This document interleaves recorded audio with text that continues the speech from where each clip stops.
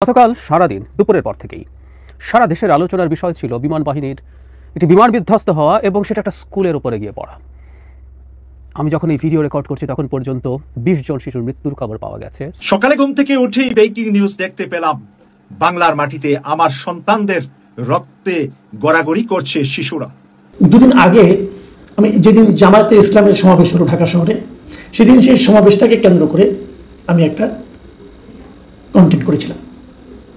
সেটার শিরোনাম এবং থাম্বনেলগুলো আপনাদের আরেকবার একটু দেখিয়ে নিচ্ছি। এটা দেখিয়ে নিচ্ছি এই কারণে, এই শিরোনাম এবং থাম্বনেল নিয়ে নানা ধরনের কথা উঠেছে। সেরকম দু একটা কথা আপনাদেরকে আমি পড়েও শোনাবো।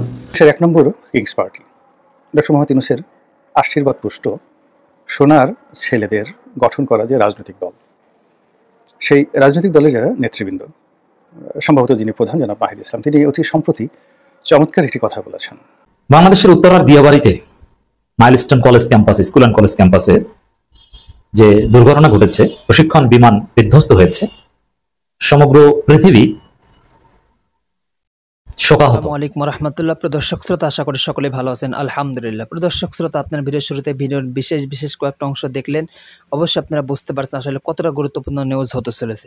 দর্শক শ্রোতা, এই আলোচনার মধ্যে রয়েছে বিএনপি, এনসিপি, জামাত এবং যে গতকালকে যে মাইলস্টোন স্কুল অ্যান্ড কলেজ যে ঘটনা ঘটেছে, সেই সব বিষয় নিয়ে আজকের এই ভিডিওটি করা হচ্ছে। অবশ্যই আপনারা সম্পূর্ণ ভিডিওগুলো না টেনে দেখবেন, তাহলে আপনারা সম্পূর্ণ বিষয়টি বুঝতে পারবেন। চলুন আর কথা না বাড়িয়ে একটি লাইক দিয়ে আমরা ধারাবাহিকভাবে সকল নিউজগুলো দেখে আসি। চলুন। কাল সারাদিন দুপুরের পর থেকেই সারা দেশের আলোচনার বিষয় ছিল বিমান বাহিনীর একটি বিমান বিধ্বস্ত হওয়া এবং সেটা একটা স্কুলের উপরে গিয়ে পড়া। আমি যখন এই ভিডিও রেকর্ড করছি তখন পর্যন্ত 20 জন শিশুর মৃত্যুর খবর পাওয়া গেছে, স্কুলের শিশু। এ সংখ্যা আরও বাড়বে, এটা নিশ্চিত। কিন্তু চাই না আমরা একটা মৃত্যু আর বাড়ুক। যে কটা মৃত্যু হয়েছে সেটা চাই না। আমাদের একজন মূল্যবান সম্পদ পাইলট মারা গেছেন, সেটা চাই না। কিন্তু ঘটনাগুলো ঘটলো শুধু আমাদের দেশে না, সারা পৃথিবীতেই এটা একটা গুরুত্বপূর্ণ খবরে পরিণত হয়েছে। অনেক রকম আলোচনা আছে। আমরা মানুষ হিসাবে আমাদের দেশের মানুষের চরিত্র বা খাসলতের বেশ কিছু জিনিস আমাদের সামনে এসে হাজির হয়েছে। আমরা এটা নানান কারণ অনুসন্ধান করছি, করা উচিত।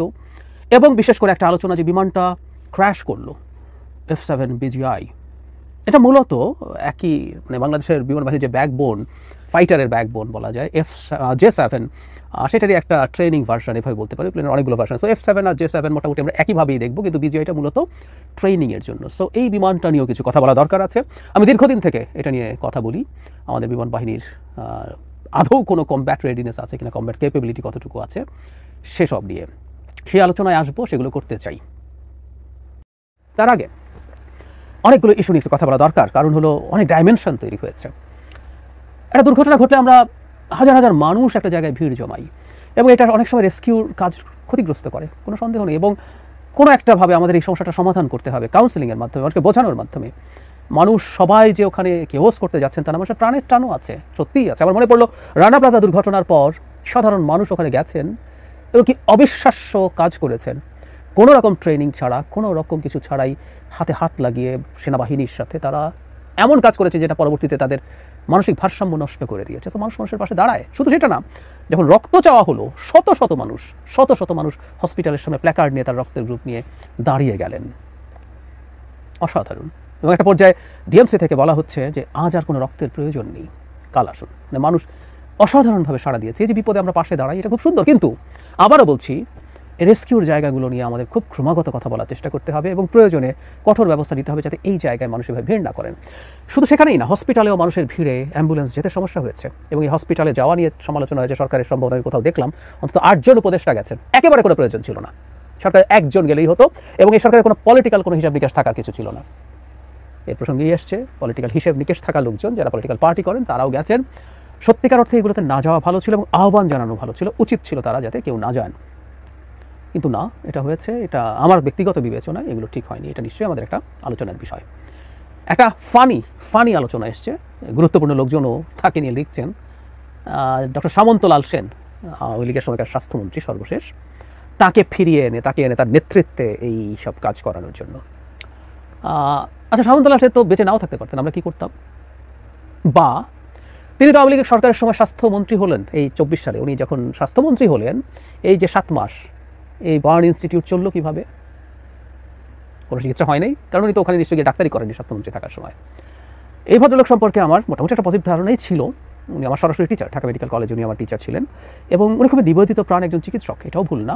উনি এই পোড়া রোগীদের জন্য, বার্নের রোগীদের জন্য খুবই ডেডিকেটেড ওয়েতে কাজ করেছেন। কিন্তু আমি এটুকু বলতে চাই, যথেষ্ট পরিমাণ এই মুহূর্তে বাংলাদেশে এই সেক্টরের স্পেশালিস্ট আছেন যারা কেউই যোগ্যতায় ডক্টর সামন্তলাল সেনের সাথে কম নন। আবার মজার ব্যাপার, সামন্তলাল সেনকে যদি লাগে তাহলে উনি কী করলেন এত বছর, যে তিনি কী বিশেষজ্ঞ বানালেন যে এই কাজটা আমরা ম্যানেজ করতে পারছি না, এই প্রশ্ন তো আমরা করতে পারি। যাই হোক, ওই সেই কেউ কেউ বলছেন জেলে আছেন, অনেকে জানেনই না তিনি গ্রেফতার হননি, তিনি জেলে নেই। কী কারণে তিনি শেখ হাসিনার গার্বেজের পার্ট হতে গেলেন, এটা আমার কাছে সত্যিই খানিকটা বিস্ময়ের। এবং এই অভিযোগ তার বিরুদ্ধে আছে। যখন জুলাইয়ে গণ অভ্যুত্থান হচ্ছে, রোগীরা হসপিটালে যাচ্ছে, তখন স্বাস্থ্যমন্ত্রী হিসেবে তিনি হসপিটালগুলোকে তীব্র বাধা দিয়েছেন ভর্তি করা নিয়ে, লাশের সংখ্যা গোপন করার জন্য নির্দেশনা দিয়েছেন। তার যদি সত্য হয়ে থাকে তা একটা মনস্টারে পরিণত হয়েছিলেন। কিন্তু এই সুযোগে আলাপ করছেন অনেকে, হাস্যকর আলাপ। সামন্তলাল সেনকে ছাড়া বাংলাদেশের বার্নের ট্রিটমেন্ট ইকুয়ালি চলবে, কোনো সন্দেহের কিছু নাই। সমস্যা অন্য জায়গায়, সেটা হলো এত রোগীর যখন চাপ তৈরি হয়, আমাদের আইসিইউ সহ অন্যান্য সাপোর্ট আমরা অ্যাডিকুয়েটলি দিতে পারবো কিনা, সেটা একটা প্রশ্ন। আর যারা মনে করছেন আমাদের সুবিধার অভাবে আমরা বাঁচাতে পারবো না, তাদেরকে একটু জানিয়ে রাখি, খুব বেসিক একটা মেডিকেল নলেজ। আমাদের চিকিৎসায় সমস্যা আছে, চিকিৎসকের অপ্রতুলতা আছে, সরঞ্জামের অভাব আছে, কিন্তু এটা নিশ্চিত থাকুন যে কেউ চাইলে খোঁজ নিতে পারেন। বার্নের কিছু পেশেন্টের প্রাথমিক অ্যাসেসমেন্টের পর আসলে বলে দেওয়া যায় এই পেশেন্ট বাঁচবে না, সত্যি একটা গ্রেডিং করা যায়। তো আমি ধারণা করি এখানে যারা ভর্তি হয়েছেন সংখ্যাটা অনেক, এর মধ্যে আরও অনেকে মারা যাবেন। এবং এরা শিশু, এদের এই ধকল সহ্য করার, বার্নে ধকল সহ্য করার খুবই খুবই কঠিন, খুবই টাফ। সংখ্যাটা অনেক বাড়বে। আরেকটা ব্যাপার একটু টাচ করতে চাই, আমরা এখন সব কিছুকে আমরা আমাদের লাইক শেয়ার ভিউর পণ্যে পরিণত করছি। একটা ভিডিওর কথা কেউ বলছিলেন, একটা শিশু তার পোড়া শরীর নিয়ে, তার শরীর পুড়ে গেছে, সে হাঁটছে, ওটা ভিডিও করছে লোকজন, সেটা ছেড়েছে। যেমন ফেসবুকে লিখলাম, আমি সব ভিডিও দেখতে পারি না, আমি নিতে পারি না, যদিও আমি এসব রোগী অনেক দেখেছি, আমি ক্যাজুয়ালিটিতে প্রচুর আহত মানুষ দেখেছি, কিন্তু আমি যেগুলো নিতে পারিনি, দেখতে চাইনি। কিন্তু সামহাও ওই ভিডিওটা দিতে সামহাও আমার সামনে আসলো এবং এটা চলতে শুরু করলো, 1-2 সেকেন্ড দেখে আমি নিতে পারিনি। আমরা মনস্টারে পরিণত হচ্ছে কিনা কোথাও, এই আলাপটাও করা দরকার আছে। এটুকু একটা শিশু পোড়া শরীরে দুর্ঘটনাস্থল থেকে বেরিয়ে হাঁটছে, কেউ তাকে ধরছে না, কেউ ভিডিও করছে। হয়তো এগুলো আমাদের এখনকার নিউ নর্মাল, কিন্তু আমার মনে হয় না সব দেশেই কি এরকম করে, এরকম হবে, আমার মনে হয় না। যাই হোক, এবার আমাদের দুর্ঘটনার কারণ কি এবং আমরা আসলে কি করব সামনে, সেটা নিয়ে কথা বলা দরকার। আমরা জানি যে এটা আসলে একজন পাইলটের স্বপ্ন পূরণের দিন ছিল। স্বপ্ন পূরণের দিন মানে হচ্ছে তার পাইলটের ট্রেনিংয়ের পর যখন তিনি অ্যাসিস্টেড ট্রেনিং করছিলেন 2 সিটার একটা ফাইটারের ট্রেইনারে, পেছনে একজন ট্রেইনড পাইলটকে নিয়ে, সেটার পর যখন তিনি সম্পূর্ণ কম্পিটেন্ট বলে মনে করবেন তার ট্রেইনার, তখন তিনি একটা একা উড়বেন। সেই দিনটাই ছিল এটা, যেদিন তিনি একা উড়বেন এবং প্রমাণ হবে তিনি আসলে সত্যিকারেরই একজন ফাইটার পাইলট হয়ে উঠছেন। বাংলাদেশের উত্তরার দিয়াবাড়িতে মাইলস্টোন কলেজ ক্যাম্পাসে, স্কুল অ্যান্ড কলেজ ক্যাম্পাসে যে দুর্ঘটনা ঘটেছে, প্রশিক্ষণ বিমান বিধ্বস্ত হয়েছে, সমগ্র পৃথিবী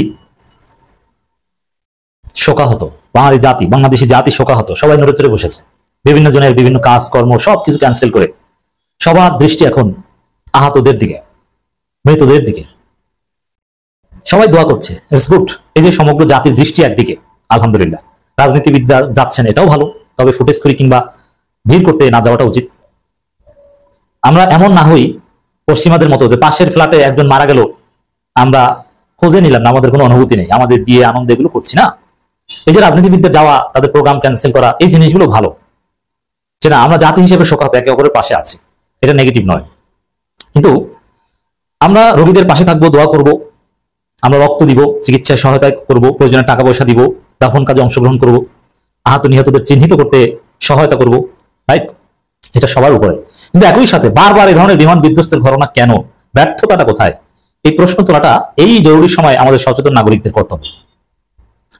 তো দর্শক, এই দুর্ঘটনার নেপথ্যের কাহিনী কি, এটা নিয়ে আমাদের বিশ্লেষণ জরুরি। এটা নিয়ে টেকনিক্যাল কারণ এক ধরনের বিশ্লেষণ, পলিটিক্যাল আরেক ধরনের বিশ্লেষণ। টেকনিক্যাল কারণে আমাদের বিশ্লেষণ দরকার নেই।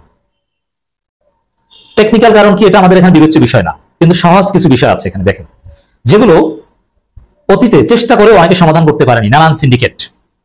কিন্তু এখন যেহেতু নতুন Bangladesh, interim government, doctor Yunus চাইলে পারবেন, তো ডক্টর ইউনূসকে জরুরি ভিত্তিতে পদক্ষেপ নিতে হবে, এর কারণ খুঁজে সমাধান। একটা সহজ হিসাব দেখেন, এর আগে মানিকগঞ্জে একজন নিহত হলো, বা চট্টগ্রামে বিমান দুর্ঘটনার শিকার হলো, প্রশিক্ষণ বিমান এভাবে বিধ্বস্ত হয়েছে, মানিকগঞ্জের এক পাইলট নিহত হয়েছে। এবং এবার এক দক্ষ এক পাইলট, যেটা খোঁজ খবর নিয়ে জানা গেছে যে পাইলট নিহত হয়েছেন, তিনি অত্যন্ত দক্ষ এবং ভালো মানের একজন পাইলট, যার প্রশিক্ষণ প্রায় শেষ হয়েছিল এবং তিনি একা বিমান নিয়ে বের হওয়ার মতো যোগ্যতা রাখেন। এই জন্য দর্শক এর কারণটা বিশ্লেষণ করাটা জরুরি। কেন এই দক্ষ পাইলটের হাতে বারবার প্রশিক্ষণ বিমান দুর্ঘটনা? বাংলাদেশে প্রশিক্ষণ বিমান দুর্ঘটনা অ্যাভেইলেবল ঘটে। এই চট্টগ্রামে, যশোরে, কখনো ধান খেতে পড়ে, কখনো জনবসতির উপর পড়ে, কখনো নদীর মধ্যে পড়ে। তবে হ্যাঁ, কখনো কখনো এই পাইলট আমরা দেখেছি যে অধিকাংশ জায়গায় জনমানবহীন এলাকায় নিয়ে যেতে সক্ষম হন নিজের জীবন দিয়ে। যে বিমানটা যদি তিনি ছেড়ে তিনি লাভ দেন, তিনি হয়তো বেঁচে যাবেন, কিন্তু বিমানটা পড়ে সাধারণ মানুষ মারা যাবে। এটা না করে তিনি চেষ্টা করেন নিরাপদ জায়গায় নিয়ে যেতে। এখানেও আইএসপি এর বিবৃতিতে যেটা এসেছে যে পাইলট চেষ্টা করেছেন বিমান নিরাপদ জায়গায় নিয়ে যেতে, যাতে বিমান বিধ্বস্ত হয়, তিনি মারা যায় যাক, কিন্তু সাধারণ মানুষের গায়ের উপর না পড়ে। এই চেষ্টা করা হয়েছিল, তার সাইড। কিন্তু প্রশ্ন হচ্ছে, এমন এলাকায় কেন আসবে বা এর আশেপাশে কেন আসবে? এমন তো না যে অনেক শত শত কিলোমিটার দূর থেকে এটা ব্রেক ফেল হয়েছে এখানে এসে পড়েছে, না। মানে আশেপাশে এইসব জায়গায় ট্রেনিং দেওয়া হচ্ছিল, তো এই এলাকায় কেন আসবে? এটা রেঞ্জের মধ্যে কেন থাকবে? এই প্রশ্ন। বাংলাদেশে ফাঁকা জায়গার অভাব, কত গ্রামগঞ্জ কত বিল আছে, আপনি যশোরে যান, বিভিন্ন জায়গা আছে না? এই জন্য যশোর এলাকায় কিন্তু প্রায় প্রশিক্ষণ বিমান পড়ে যায়, কিন্তু সেটা খালে বিলে ধান খেতে পড়ে। এইসব ফাঁকা জায়গায় যান, আপনার ঢাকা এখানে আসতে কে বলেছে? এটাও মূল কারণ না, এটা পরিবর্তন করা দরকার। আমির জামাত, রুহুল কবির রিজভীরা সবাই প্রশ্ন তুলেছেন, কিন্তু অনেক বিমান বাহিনীর অনেক সাবেক কর্মকর্তা, অনেক এক্সপার্ট যে বিষয়টা তুলে ধরেছে, যেটা ইউনুস সরকারকে জরুরি অ্যাড্রেস করতে হবে, ব্যবস্থা নিতে হবে। সেটা হচ্ছে যে বিমানগুলো অত্যন্ত পুরনো, সেই পুরনো চাইনিজ বিমান বা 70 দশকের বিমান, যেটা বিভিন্ন দেশ অলরেডি অনেক আগে এটা রিসাইকেলে পাঠিয়ে দিয়েছে, সেই কম দামে ভাঙাচুরা বিমান দিয়ে প্রশিক্ষণ দেওয়া হয়। কেন উন্নত দামি বিমান আপনি কেন কিনেন না? এরকম কিছু তথ্য আমরা পেয়েছি, যেখানে জানতে পেরেছি যে মাঝে মাঝে এগুলো পরিবর্তন করে নতুন বিমান কেনার প্রস্তাব দেওয়া হয়েছে বিমান বাহিনীর পক্ষ থেকে, কিন্তু প্রতিরক্ষা মন্ত্রণালয় আটকে দিয়েছে। বাংলাদেশের 1 নম্বর কিংস পার্টি, ডক্টর মোহাম্মদ ইউনূসের আশীর্বাদ পুষ্ট সোনার ছেলেদের গঠন করা যে রাজনৈতিক দল, সেই রাজনৈতিক দলের যারা নেতৃবৃন্দ, সম্ভবত যিনি প্রধান জনাব মাহিদ ইসলাম, তিনি অতি সম্প্রতি চমৎকার একটি কথা বলেছেন। কথাটা হলো এই: আমরা বুড়োদের মতো মিথ্যা কথা বলি না রাজনীতিতে। এখানে সঙ্গত কারণেই বিএনপিকে ইন্ডিকেট করা হয়েছে, এবং বিএনপি যে সকল বয়স্ক নেতৃবৃন্দ যে রয়েছেন তাদেরকে ইন্ডিকেট করে যে কথা বলেছেন, তাতে স্পষ্টত বোঝা যায় যে বিএনপির শীর্ষ যারা নেতৃত্ব রয়েছেন, যাদের বয়স 60-এর উপরে, তারা সবাই বুড়ো মানুষ। তারা অহরহ মিথ্যা কথা বলে, আর মিথ্যা হলো সকল পাপের মা। যারা মিথ্যা কথা বলতে পারে, তারা পারে না এমন কোনো কুকর্ম নেই। তাদের কাছে জেনা, ব্যভিচার, চুরি, ডাকাতি, রাহাজানি, খুন, হত্যা, ধর্ষণ, এগুলো সব নস্যি। মিথ্যাবাদী এত খারাপ। ফলে কাউকে মিথ্যুক বলা মানে কাউকে মিথ্যুক বলা, এর সাথে বরং কাউকে তলোয়ার দিয়ে, একটা কোপ দিয়ে তার যদি শির দ্বিখণ্ডিত করে ফেলা হয়, এর চাইতেও মূলত যারা বিবেকবান মানুষ, সম্মানিত মানুষ, তাদেরকে যদি কেউ মিথ্যুক বলে গালি দেয়, মিথ্যাবাদী বলে গালি দেয়, ওটা তাদের জন্য আরো বেশি অপমান। এই কারণ হলো, আবার বলছি, মিথ্যা সকল ধর্মে নিন্দিত, এবং এই পৃথিবীতে যত পাপ রয়েছে সকল পাপের মা বলা হয় মিথ্যাকে। দুদিন আগে আমি যেদিন জামায়াতে ইসলামের সমাবেশ হলো ঢাকা শহরে, সেদিন সেই সমাবেশটাকে কেন্দ্র করে আমি একটা কন্টেন্ট করেছিলাম। সেটার শিরোনাম এবং থাম্বনেলগুলো আপনাদের আরেকবার একটু দেখিয়ে নিচ্ছি। এটা দেখিয়ে নিচ্ছি এই কারণে, এই শিরোনাম এবং থাম্বনেল নিয়ে নানা ধরনের কথা উঠেছে। সেরকম দু একটা কথা আপনাদেরকে আমি পড়েও শোনাবো। আমার থাম্বনেলে ছিল কুৎসা রটনার ফল আবার পেল এনসিপি, আর দ্বিতীয় থাম্বনেলে আরেকটা ছিল দুর্নীতির বিরুদ্ধে লড়াইয়ে কতদূর যেতে পারবে জামায়াত। এটা একটা প্রশ্নবোধক চিহ্ন ছিল। আর টাইটেলটা ছিল জামায়াত আমিরের পড়ে যাওয়া সত্য নাকি অভিনয়, প্রশ্নবোধক চিহ্ন ছিল। আমি একটা প্রশ্ন করেছিলাম, এই ছিল আমার। আর ভেতরে যারা আলোচনা দেখেছেন তারা তো শুনেছেন আমি কি বলেছি। তো সেই বিষয় নিয়ে আরও কিছু কমেন্ট আছে, সেগুলো আপনাদেরকে আমরা পড়ে শোনাব। প্রথম যে কমেন্ট আমি পড়ছি, এটা লিখেছেন আইয়ুব আলী। তিনি লিখেছেন, অসুস্থ মানুষকে নিয়েও আপনি টিটকারি করতে পারেন, এই জন্যই আপনাদেরকে হলুদ সাংবাদিক বলে। আমি আগে আইয়ুব আলীর প্রশ্নটার উত্তর দিয়ে নিই। এই কন্টেন্টটা যারা দেখেছেন প্লিজ আমাকে বলেন, এখানে কোন জায়গায় আমি কোন অসুস্থ মানুষ নিয়ে টিটকারি করেছি? অসুস্থ মানুষ বলতে এখানে জামায়াতের আমির ডক্টর শফিকুর রহমান সম্পর্কে বলা হয়েছে। ডক্টর শফিকুর রহমান সম্পর্কে আমি কি বলেছি প্লিজ আরেকবার শুনেন ভাই। যদি আপনি প্রমাণ করতে পারেন, বলতে পারেন, ওটা শোনার পর যে আমি টিটকারি করেছি, আপনার যে কোনো অভিযোগ আমি মাথা পেতে নেব। আমি ওনার সম্পর্কে একটি টিটকারিমূলক শব্দ উচ্চারণ করিনি, উচ্চারণ দূরের কথা, ইঙ্গিতও দিইনি। বরং যে আমি বলেছি উনি একজন সিনিয়র সিটিজেন, ওনাকে নিয়ে ট্রল করাটা ঠিক নয়, আমি এটা বলেছি। এবং ওই সময় পরে যে ওটা জাস্টিফাইড ছিল সেটা আমি বলার চেষ্টা করেছি। ভাই আমার কথা হলো কি, মন্তব্য আপনারা করেন ভাই, কোনো সমস্যা নাই, পুরো কন্টেন্টটা দেখে তারপরে মন্তব্য করেন। আগে একটা সিদ্ধান্ত নিয়ে রাখেন, ও মাসুদ কামাল তাদের বিরুদ্ধে এই মন্তব্য করা যায়, এরকম করেন না। একটু শুনেন, দেখেন কি বলেছি, তারপর আলোচনা করি। যাক, তারপর আমি বলি ভাই আপনি এত কষ্ট করে একটা মন্তব্য করেছেন, এই জন্য আপনাকে আমি ধন্যবাদ জানাচ্ছি। এই একই রকম বিষয় নিয়ে আরেকটা লিখেছেন শেখ মনিরুল ইসলাম, তিনি লিখেছেন, প্রিয় মাসুদ ভাই আসসালামু আলাইকুম, আপনি একজন সিনিয়র সাংবাদিক, দেশে আপনার অসংখ্য শ্রোতা রয়েছে, আপনি উচ্চ শিক্ষিত, অভিজ্ঞ এবং বুদ্ধিমান। আপনার ভিডিওর শিরোনাম দেখে আশ্চর্য হলাম, অবাক হলাম। আপনি এ ধরনের অবাস্তব কাল্পনিক শিরোনাম দিতে পারেন, এটা আমরা ভাবতেও পারিনি। এই একটা দলকে বা দলের বয়স্ক রাজনৈতিক এবং মানবিক জাতীয় নেতাকে হেয় করার জন্য এবং অপাঙ্ক্ত হেডলাইন করতে পারেন, এটা ভাবা যায় না। আরো আছে ওগুলো ইম্পর্টেন্ট, এইটুকু ইম্পর্টেন্ট। আমি কোথায় করলাম অপাঙ্ক্ত হেডলাইন? শেখ মনিরুল ইসলাম, আপনাকে আমি প্রায় দেখি, আমার অনুষ্ঠান আপনি দেখেন, মন্তব্য করেন, তো আপনার সম্পর্কে আমার খুবই উচ্চ ধারণা। কিন্তু আপনাকে আমি একটা কথা জিজ্ঞাসা করতে চাই, আপনি কোথায় পেলেন? আবার আপনার শিরোনামটা আরেকবার দেখেন, সেই শিরোনামে কি ছিল? অনেকেই জামায়াতের আমিরের পড়ে যাওয়া নিয়ে নানা ধরনের ট্রল করেছে, আমি বরং সেই ট্রলটার প্রতিবাদ করেছি এবং শিরোনামে আমি লিখেছি, যেটা দেখে আপনি বলেছেন বলে আমি ধারণা করি, সেটা হলো জামায়াতে আমিরের পড়ে যাওয়া সত্য নাকি অভিনয়। আমি তাকে প্রশ্ন করেছি এবং সেই প্রশ্নের উত্তরটা আমার এই কন্টেন্টের ভেতরে আছে। কেবল যদি আপনি ওটুকু পরে ছেড়ে দেন তাহলে কি হবে? আপনি প্রশ্নটা শুনবেন। আচ্ছা, এই প্রশ্নটাও কিন্তু আপনি এটাকে মানে অপান্ত এবং মানে এই অপ্রাসঙ্গিক বলতে পারবেন না। তারপরেও এই প্রশ্নের উত্তরটা আপনি দেখেন আমারটা মধ্যে আছে কিনা, এবং সেই উত্তরটা কি আমি ওনাকে বলেছি, উনি মনে করেছেন? ভাই এত সরলীকৃত মন্তব্য তো তোমাকে আপনার কাছ থেকে আমি আশা করি না, যে কারণে আপনি এটা আমি পড়লাম। যাই হোক, আমি পরে মন্তব্যে যাই। সকালে ঘুম থেকে উঠেই ব্রেকিং নিউজ দেখতে পেলাম, বাংলার মাটিতে আমার সন্তানদের রক্তে গড়াগড়ি করছে শিশুরা। এই কাতরানো অবস্থা দেখেই শুধুমাত্র ব্রেকিং নিউজটা করেছিলাম। এরপর সারাটা দিন বিছানায় ছটফট করলাম, কোনো কথা বলার মতন ভাষা আমি খুঁজে পেলাম না। কি বলবো আর কি বলার এই বাংলাদেশকে নিয়ে? কারা, কোন জেহেলরা আমাদেরকে অন্ধকারের কারাগারে রেখে গিয়েছে এই 54 বছর যাবত। আসসালামু আলাইকুম ওয়া রাহমাতুল্লাহি ওয়া বারাকাতুহু। প্রিয় দর্শক, আজকে আমি সাংবাদিক ইলিয়াস হোসেন ভাইয়ের ভেরিফাইড ফেসবুক আইডিতে আজকে যেই বিমানটি দুর্ঘটনায় আমাদের সন্তানদের জীবন গেল, পাইলটের জীবন গেল, কি কারণে গেল, এই নিয়ে তিনি বিস্তারিত লিখেছেন। আমি ওনার ভেরিফাইড আইডির লেখাটা আপনাদের সাথে এখন শেয়ার করব। তার আগে বাস্তবে মাঠে একটি আমাদের সন্তানের বয়সের 14-15 বয়সের একটি মেয়ে সাক্ষাৎকার দিচ্ছিলেন একটি টেলিভিশনে। আমি তার মুখ থেকে দুর্ঘটনার বাস্তবতা সে দেখেছে, একটু তার বাস্তবতা শুনে নেই, তারপরে আমি ইলিয়াস হোসেন ভাইয়ের বক্তব্যটা আপনাদের সামনে তুলে ধরবো। খুবই ভয়াবহ ছিল। ওইখানে আসলে যুদ্ধ বিমানটা আর কি চলাচল করতেছিল, ওইটা মনে চালিয়ে দেখতেছিল। ঠিক সময় মনে বিমানের অবস্থা মানে কোনো কারণ দিয়ে খারাপ অবস্থা ছিল কি, ওনার মানে ইমার্জেন্সি ল্যান্ড করতে চাইছিল মাঠের দিকে, বাট ওনার মাঠের দিকে ল্যান্ড করতে না পেরে ওই যে বিল্ডিং এর সাথে ক্র্যাশ খাইছিল। তো ওই মুহূর্তে মানে খুবই বাজে অবস্থা হয়েছিল। ওইখানে যেহেতু ছোট ছোট বাচ্চাদের ক্লাস হচ্ছে, ওই ক্লাসের মধ্যে মানে ছুটি টাইম প্রায় হয়ে আসছিল। তো ওইখানে অনেক স্টুডেন্ট অন দ্য স্পট প্রায় 12 জনের মতো মারা গেছে। তারপর ধীরে ধীরে এখন পর্যন্ত শোনা গেছে প্রায় 30 জনের মতো স্টুডেন্ট মারা গেছে। তাছাড়া এখানে আসার পর আমি দেখছিলাম প্রায় 35 থেকে 36টার মতো অ্যাম্বুলেন্স যাচ্ছে, ইমার্জেন্সি অনেক রোগী গেছে। আপনারা এতক্ষণ শুনছিলেন আমাদের মেয়ের সমান একটি বাচ্চা মেয়ের মুখ থেকে কিভাবে দুর্ঘটনাটি ঘটেছে, কিভাবে সে নিজ চোখে দেখেছে। মাইলস্টোন স্কুল এন্ড কলেজেরই ছাত্রী সে, তার মুখ থেকে কথাগুলো আপনাদেরকে শেয়ার করলাম। আর আমি এখন চলে যাচ্ছি ভেরিফাইড ফেসবুক আইডিতে সাংবাদিক ইলিয়াস হোসেন ভাইয়ের। তিনি যা লিখেছেন, একটা বোতাম চাপলেই পাইলট লেফটেন্যান্ট তৌহিদ ফিরে যেতে পারতেন পরিবারের কাছে নিজের জীবন নিয়ে। নিজের জীবন বাঁচানোর সুযোগ ছিল তার হাতে। জরুরি পরিস্থিতিতে বিমানের নিয়ন্ত্রণ সিট ত্যাগ করে প্যারাশুট নিয়ে নিজের প্রাণ রক্ষা করতে পারতেন তিনি।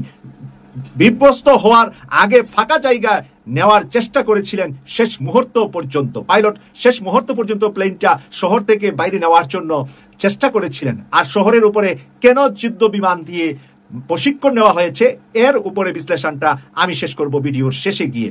এখানে ইলিয়াস ভাই আরো যা লিখেছে, তার যে বিমানটি ছিল সেটি ছিল পূর্ণ F7, একটা যুদ্ধ বিমান, যার জায়গা 2025 সালে আকাশে থাকার কথা নয়। শুধু সেটি উড়ছিল কারণ দুর্নীতি এখন উঠছে এই দেশের আকাশে, আর সেই দুর্নীতির ভার বইতে হয়েছে এই প্রজন্মকে। কঠিন এবং শক্ত কথা এবং সত্য কথা, 100% কারেক্ট কথা, 100% সঠিক কথা। এই জাতিকে কিভাবে দুর্নীতিবাজরা আমাদেরকে, আমাদের সন্তানদেরকে, আমাদের পরবর্তী জেনারেশন বাই জেনারেশনকে কিভাবে মানে পঙ্গু করে রেখে গিয়েছে। তারা শুধু দুর্নীতি করে টাকার পাহাড় দেশ থেকে দেশের বাহিরে, আর এক একজন রাজা বাদশা হয়ে, জমিদারের সন্তান হয়ে তারা চলবে আকাশে, আর মানুষ মাটির সাথে মিশে, ধুলোর সাথে মিশে শেষ হয়ে যাবে। এটাই বাংলাদেশের রিয়েল এবং বাস্তবতা। এই রিয়েল বাস্তবতার উপরে আরো যা তিনি লিখেছেন, তৌকির আকাশে মারা যাননি, তিনি মরে গিয়েছেন অনেক আগেই। যেদিন বাজেট চুরি হয়েছিল, যেদিন সিদ্ধান্ত হয়েছিল 1976 সালের বাতিল বিমান দিয়ে চলছে আধুনিক যুগের প্রশিক্ষণ, এই তৌকির আজকে মারা যান নাই, সে বহুত আগেই মারা গিয়েছে। কারণ এই তৌকিরের মতো বহু তৌকিরের জীবন ইতিমধ্যে হারিয়েছি আমরা সেই যুদ্ধের বিমান প্রশিক্ষণে। আমরা এরপরে তিনি লিখেছেন, উত্তরায় বিমান বিধ্বস্তের এই ভয়াবহ ঘটনা শুধু তৌকির নন, প্রাণ হারিয়েছে আরো অনেকে। তাদের সবার আত্মার মাগফিরাত কামনা করছি। আমরা গভীরভাবে শোকাহত, তাদের পরিবার পরিজনের প্রতি জানাই আন্তরিক সমবেদনা। আহত যারা হয়েছে, আল্লাহ যেন তাদের দ্রুত সুস্থতা দান করেন, আর যেন কোনো তরুণ তৌফিককে একটা মরচে ধরা বিমানের সঙ্গে জীবন বিসর্জন দিতে না হয়। এটা সাংবাদিক ইলিয়াস হোসেন ভাইয়ের সর্বশেষ কথা। আমি সেখানে শুধু এতটুকু অ্যাড করছি, প্রিয় দেশবাসীর কাছে, প্রিয় দেশবাসী জেনে রাখুন, সত্যি কথাটা জেনে রাখুন যে এই বিমানগুলা পাকিস্তান আমলে, পাকিস্তানের সরকার দেশ ভাগ হওয়ার সময় যেগুলো আমাদের কাছে ফেলে রেখে গিয়েছে, সেই ফেলে রাখা যুদ্ধের বিমান দিয়ে এখনো বাংলাদেশ বিমান বাহিনী চলছে। চায়না কোথায় গিয়ে দাঁড়িয়েছে, পাকিস্তান পাশের দেশ, তাদের যুদ্ধক্ষেত্রে কোথায় গিয়ে দাঁড়িয়েছে, তুরস্ক কোথায় গিয়ে দাঁড়িয়েছে, আশেপাশের দেশগুলার উন্নয়ন, যুদ্ধের সরঞ্জাম আদি আমাদের সেনাবাহিনী, নৌবাহিনী, বিমান বাহিনীর কাছে যেভাবে আছে, এই সোনার বাংলাদেশকে পাশের একটি দেশ সারাটা জীবন চিবিয়ে চিবিয়ে চিবিয়ে রেখেছে। এবং যেই সরকারগুলা ইতিমধ্যে 54 বছরে এসেছে, ওরা আসলে লেংটি পড়া সরকার, তারা উলঙ্গ, তাদের কোনো চরিত্র নাই। তাদের চরিত্র শুধুমাত্র মেহরুম প্রেসিডেন্ট জিয়াউর রহমানের ছিল, যে মাত্র 4 বছর সময়ও রাষ্ট্র পরিচালনা করতে পারেন নাই। দর্শক শ্রোতা, আপনারা একে একে সম্পূর্ণ নিউজগুলো দেখলেন, অবশ্যই আপনারা বুঝতে পারছেন যে আসলে দেশের পরিস্থিতি কোন পর্যায়ে যাচ্ছে, বা আপনারা যে নিউজগুলো দেখলেন আপনারা অবশ্যই বুঝতে পারছেন। এবার আপনাদের কি মূল্যবান মতামত অবশ্যই কমেন্টে জানিয়ে দেবেন। আরও এরকম নিত্য নতুন আপডেট নিউজ পেতে আমাদের এই চ্যানেলটি সাবস্ক্রাইব করে পাশে থাকবেন। ধন্যবাদ।